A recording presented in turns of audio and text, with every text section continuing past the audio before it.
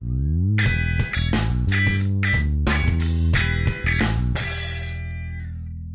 gente parou no ponto de demonstrar que o produto de funções contínuas era uma função contínua. Já tínhamos demonstrado a soma também, tá certo? Então, abreviando um pouquinho, né? Sejam f e g funções contínuas em P, então a gente sabia, já fizemos, que a soma é contínua em P. Tá? Isso está feito na aula passada. Começamos a demonstração de que o produto também é uma função contínua em P. Tá certo? E para fazer a demonstração desse segundo caso, dessa segunda item do teorema, a gente dividiu a demonstração em 3 casos, né? A estratégia foi essa. O primeiro caso era aquele em que o produto f vezes g, as duas funções f e g no ponto P valiam 0, tá? Então, a gente estava no segundo caso. Fizemos se f de P igual a g de P igual a 0, já estava feito. Faltou então analisar o caso em que uma delas é 0 e a outra não.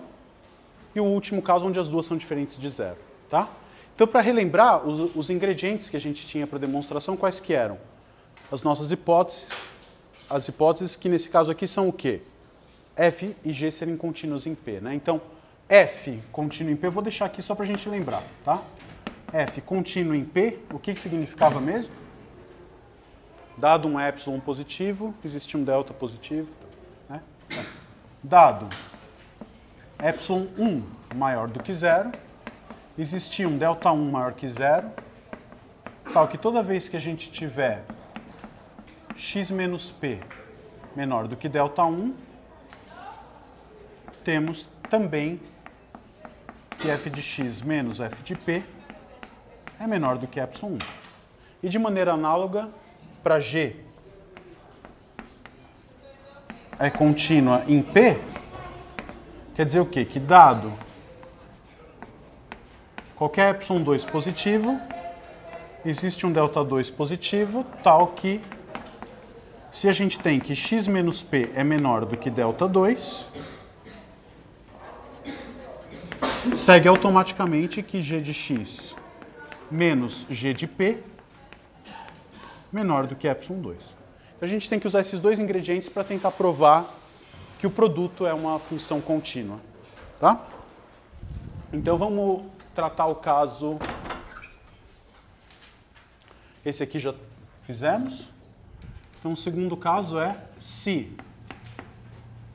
f de P é igual a 0 e g de P diferente de 0. Tá bom? Uma das duas nula e a outra não. O que a gente vai fazer? De alguma maneira, a gente precisa obter uma estimativa para esse valor, né? F de x, g de x, menos f de p, g de p, tá certo? Eu preciso mostrar que quando x está arbitrariamente próximo de p, essa quantidade fica arbitrariamente pequena, ou seja, f de x vezes g de x se aproxima de f de p vezes g de p. Tá? Nesse caso específico, quanto vale essa parcela aqui? F de P é 0, tá certo? Então isso aqui vai ficar f de x vezes g de x, como no caso anterior, que a gente pode dividir em produto de dois módulos dessa maneira. E na aula anterior, o que a gente fez? A gente podia subtrair f de P e g de P nas duas partes aqui, nos dois fatores, tá certo? Agora não pode mais, eu só posso fazer isso no primeiro dos fatores, porque é só f de P que é 0 agora, tá certo? Claro? Então, a gente, de alguma maneira, precisa usar essas informações para concluir que essa quantidade aqui fica arbitrariamente pequena. Então, vamos ver. Sobre essa aqui a gente tem um controle, né? Claro. Se o x está próximo de p, f de x está próximo de f de p porque f é contínua. Tá bem? Agora, a outra eu não tenho como comparar com o valor g de p aqui. Então vamos tentar fazer algumas coisas. Dado epsilon positivo, então, eu preciso ser capaz de arrumar um delta que faz a definição encaixar bem nesse caso. Então, dado epsilon positivo, eu vou tomar delta 1 vindo de epsilon 1 igual a epsilon, na definição da continuidade da f.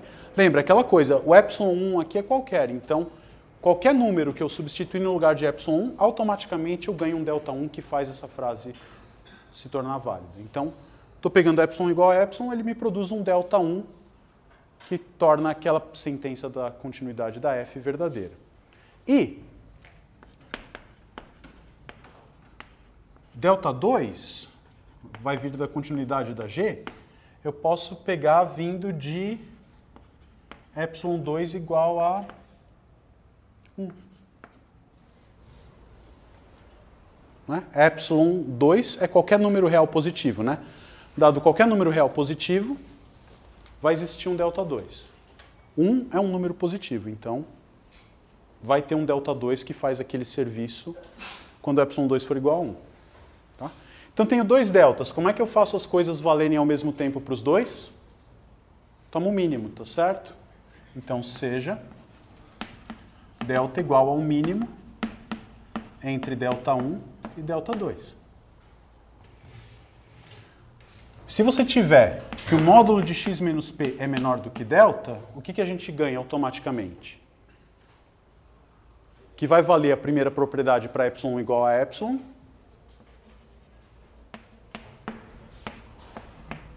F de x menos f de p menor do que epsilon. E vale também o quê? Não vai funcionar, né? Vamos fazer o seguinte, vamos tomar outro epsilon aqui. Esse não vai dar certo. Se você pegar epsilon igual ao módulo de g de p, isso vai funcionar. Porque ali você não teria controle, né? Se você tem epsilon igual a 1, você poderia dizer que g de x menos g de p ficaria menor do que 1, mas eu não tenho esse controle. Então, pegando esse epsilon, eu vou ter o quê? Agora, que módulo de g de x menos g de p vai ser menor do que esse epsilon 2, que é quanto? Módulo de g de p. Tudo bem? Diga. É que se você substituir epsilon 2 igual a 1, o que você vai poder dizer a respeito dessa parte da expressão? Né? A gente precisa estudar g de x menos g de p, né? Tá certo? Será que vai funcionar epsilon igual a 1? Acho que vai, né? Vamos ver. Você vai ter, olhando para essa conta, o que a gente vai fazer? F de x, g de x, menos f de p, g de p. Repetindo toda aquela conta, f de p igual a 0. Repete tudo aquilo, a gente vai conseguir escrever isso como sendo f de x menos f de p, tá certo? Vezes módulo de g de x menos g de p. O g de p é diferente de 0 agora, né? Ah, gente, é aqui que está o... Isso. Vezes só um módulo de g de x. Tá? Então, por que o epsilon igual a 1 não funciona? Porque eu não vou ter controle sobre essa parcela aqui. Essa aqui, a gente já tem que é quanto? Menos do que epsilon. Tá certo? E essa aqui, o que a gente pode dizer a respeito do módulo de g de x, sabendo que essa desigualdade aqui é verdadeira? Vamos abrir isso um pouquinho, né? Abrindo esse módulo, eu vou tentar fazer a conta aqui em cima, olha. Módulo de g de x menos g de p, a gente sabe que é menor do que o módulo de g de p, tá? Como é que a gente faz? Abre esse módulo, você vai concluir o quê? Abrindo esse módulo e somando g de p depois de aberto, você vai ter menos módulo de g de p mais g de p menor do que g de x menor do que g de p um módulo mais g de p. Tá certo? Agora, g de p é um número, e a gente sabe que todo número é sempre menor ou igual que o seu módulo, tá certo? X é sempre menor ou igual que o módulo de x? Ótimo. Então, isso aqui é menor ou igual que módulo de g de p, portanto, isso aqui é menor ou igual que 2 vezes o módulo de g de p. Tá bom? Joia. Então, se você tomar o módulo nessa coisa toda, você conclui o quê? Que o módulo de g de x é menor ou igual... Bom, tanto faz o menor ou igual aqui, 2 vezes o módulo de g de p para esse epsilon, tá? Se x menos p é menor do que delta, a gente tira que o módulo de g de x é menor ou igual que 2 vezes o módulo de g de p. Se você fizer um gráfico, você se convence rapidamente disso, né? Então, a função g é uma função contínua. Você tem um ponto p aqui, g de p. O que eu estou dizendo? Se eu pego epsilon igual a g de p, a pré-imagem vai estar toda contida no intervalo de tamanho, no máximo, 2g de p. Nesse caso, sem o módulo, porque o g de p era positivo. Tá claro? Se fizer com g de p negativo, é a mesma coisa. Então, a gente tem isso. Então, eu posso trocar, nessa situação, g de x por quem? Por 2 vezes g de p. Então, para dar epsilon certinho, como a gente gosta, você põe aqui 2 módulo de g de p. Então, dado qualquer epsilon positivo, eu plugo epsilon igual a este epsilon. Então, eu vou ter isso aqui menor do que 2 módulo de g de p. E esse aqui menor do que módulo de g de p me dá essa desigualdade. Então, isso aqui automaticamente é estritamente menor. O primeiro fator menor do que epsilon 2 vezes módulo de g de p.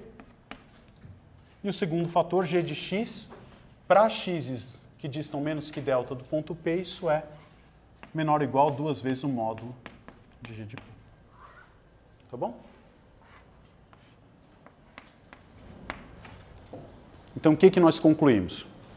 Que dado um epsilon positivo, existe um delta também positivo, ou mínimo entre dois números positivos, tal que se x menos p é menor do que delta, f de x vezes g de x, menos f de p vezes g de p, é menor do que epsilon. Essa frase é o que garante exatamente a continuidade da função f vezes g no produto. Tá claro? Então, é um pouquinho diferente do caso anterior, porque a gente tinha f de p igual a zero, g de p igual a zero também, no caso anterior. Você entendeu por que o epsilon igual a 1 aqui não funcionaria? Botar epsilon igual a 1, você não tem como amarrar o valor do g de x. Limitar ele. Tá? Então, está feito esse caso. O caso que resta é quando g de p e f de p são ambos não nulos. Tá? Eu vou guardar o enunciado do teorema e os nossos ingredientes. Vou refazer a partir daqui. Tá bom? Então, nosso caso agora... Como você prova que não é contínuo? A gente faz um exemplo de uma função não contínua já, tá bom? Era 2x até 1 e depois de 1 era... A gente pode pegar um exemplo bem simples de uma função que você olha para ela e dá vontade de dizer que ela é descontínua num ponto e a gente prova no epsilon e delta, tá? É bom até a gente discutir porque aí fica interessante a gente levantar qual é a negação dessa frase, né? Dizer que não é contínua é dizer que essa frase é falsa. Então a gente vai discutir como que isso acontece. Então vamos tratar o terceiro caso, antes de fazer esse exemplo, que é concluir o teorema com o caso em que os dois valores são não nulos, né? E se você tem dois números reais não nulos, a gente sabe que o produto deles é sempre diferente de zero também. Então, aqui no final, a sua dúvida... Até aqui tudo bem. Tá? Então, nós estamos com a condição de que x menos p é menor do que delta. E delta é o menor desses dois. Tá?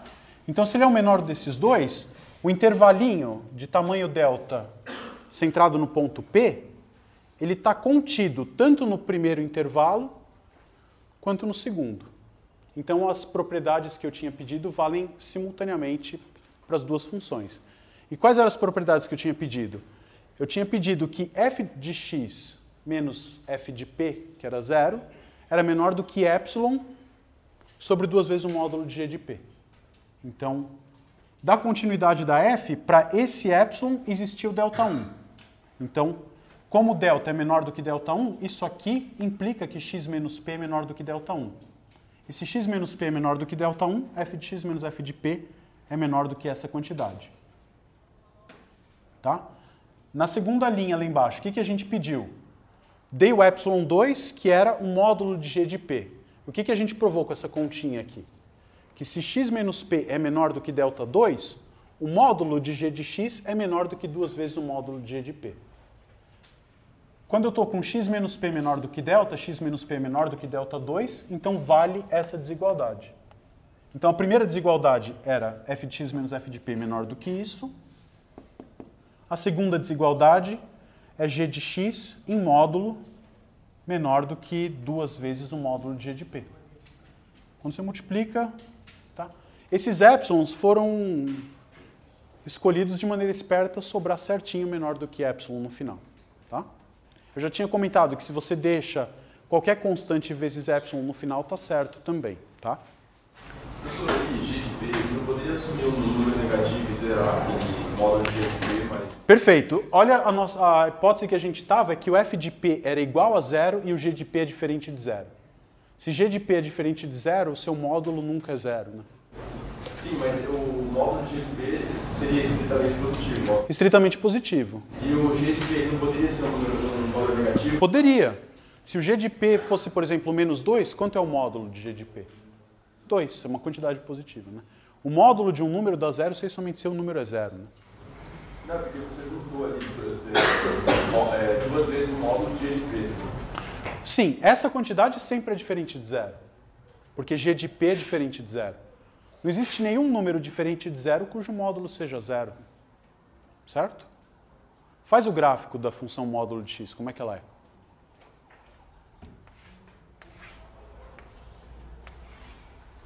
O único ponto onde ela vale 0 é 0. Certo? Então não tem problema. Justamente eu precisei quebrar em casos, porque quando o g de p é diferente de 0, eu tenho o direito de botar ele no denominador. E aí eu consigo fazer a conta desse jeito. Tá? Ótimo. No caso em que os dois são diferentes de 0, se eu precisar, eu posso botar os dois no denominador. Tá bom? Então vamos lá. Nesse caso, o que a gente vai fazer? Eu vou precisar de novo olhar para essa diferença, né? Conseguir fazer uma estimativa, ter algum controle sobre essa diferença.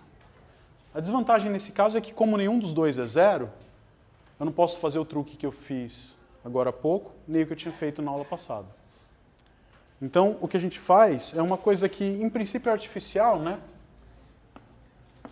Mas, com o tempo, a gente se acostuma assim, a ter essas ideias, né? Então, uma coisa, eu posso reescrever a identidade acima da seguinte maneira. Eu posso escrever isso menos f de p g de x mais f de p g de x menos f de p g de p. Tá? Todo mundo concorda com essa passagem? É uma passagem aparentemente de efeito nulo, né?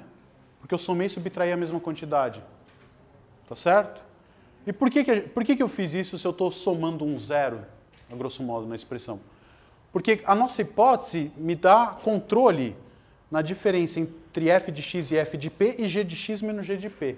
A introdução artificial desses dois termos aqui vai me permitir, nessa dupla de parcelas, obter um f de x menos f de p vezes g de x, e aqui eu vou obter um g de x menos g de p vezes f de p. Então, de alguma maneira, eu vou fazer aparecer os termos sobre os quais eu tenho controle. E aí a gente vê o que consegue fazer a partir disso. Tá? Então, isso aqui ainda você consegue escrever como sendo o quê? De novo, né, eu tenho uma soma de duas parcelas dentro de um módulo, desigualdade triangular. Isso é menor ou igual que a soma dos módulos. Ok? Então, isso aqui é menor ou igual que f de x menos f de p, tudo vezes g de x, tá? Eu já vou pôr em evidência e tirar do módulo. Vezes g de x em módulo. tá? Isso seria a primeira parcela colocando g de x em evidência, mais a segunda parcela eu vou ter g de x menos g de p,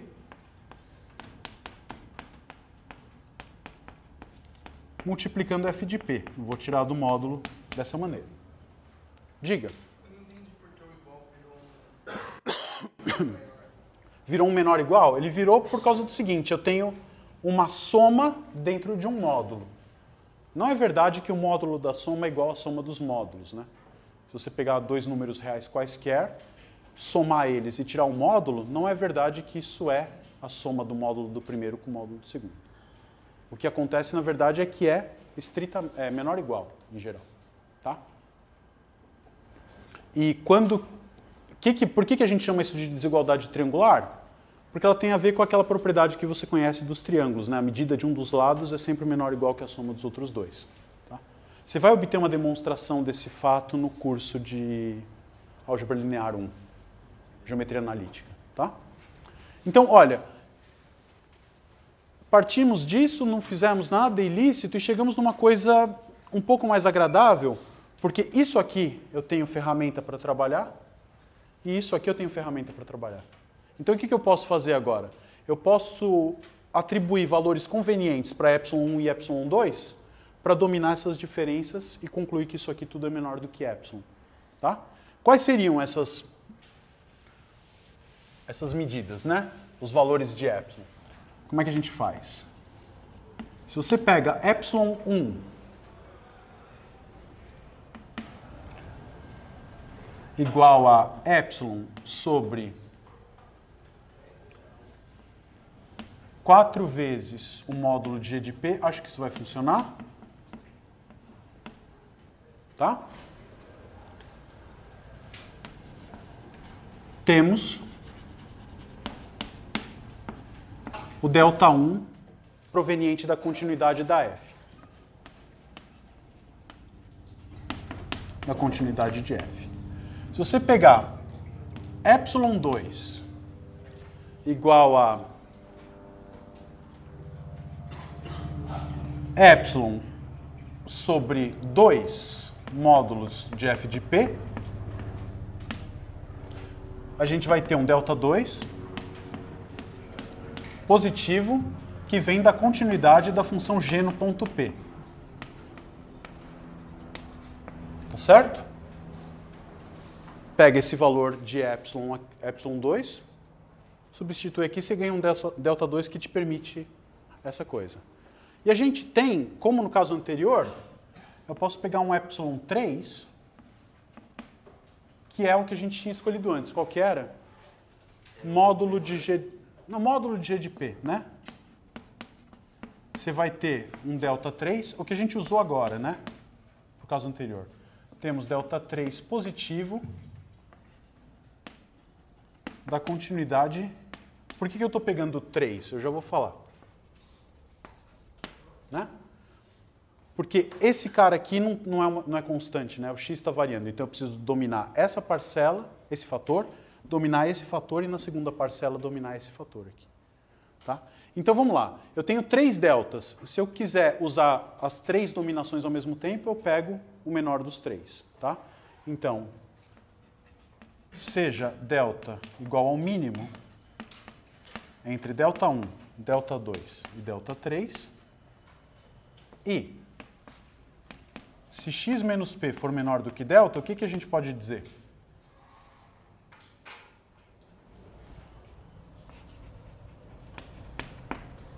A gente pode olhar para essa coisa aqui, né? De novo. fx, gx, menos f de p, g de p. Fizemos todas as contas para concluir que isso é sempre menor ou igual que módulo de f de x menos f de p vezes módulo de g de x mais módulo de g, pode ser módulo de f de p vezes g de x menos g de p. Tudo bem? Vamos analisar cada uma das parcelas. Esse fator aqui, quanto que é? Menor do que? É sobre 4 módulo de g de p. G de x, quando a gente tinha esse epsilon, provamos aquela continha aqui em cima, que o módulo de G de x é sempre menor do que 2 vezes o módulo de G de P. Tá? Então esse aqui é menor do que 2 módulos de G de P.